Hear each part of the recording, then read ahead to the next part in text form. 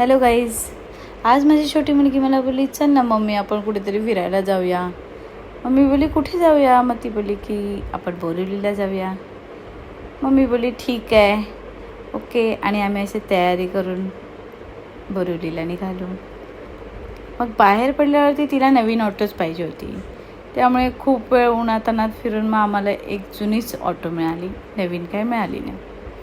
आणि त्या ऑटोमध्ये इतकी गरमी होत होती, पण थोडंसं जरा हवा लागल्याने थोडं रिलीफ वाटलं आणि आम्ही निघालो बोरिवलीला. तिथे मी बोली मला शूज बघूया, तर तिने मला काही शूज घेऊन नाही दिले.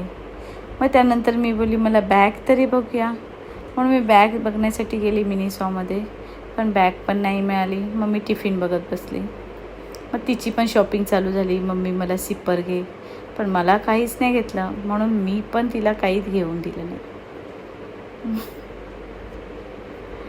खूप वेळ इथे टाईमपास केल्यानंतर आम्हाला सगळ्यांना तिघांना पण भूक लागायला लागली. मग काय आम्ही निघालो आमच्या भुकेच्या वाटेकडे. आणि तिथे आम्हाला सापडलं इडली वडा सांबार चटणी मस्त इडली आणि मसाला डोसा खाल्ला. आणि मग आठवलं की मला तर पार्लरला जायचं आहे नेल आर्ट करायला. मी पार्लरमध्ये गेली आणि नेल आर्ट केले माझ्या फ्रेंडकडे. तिथून नंतर मग घरी यायला खूप उशीर होत होता.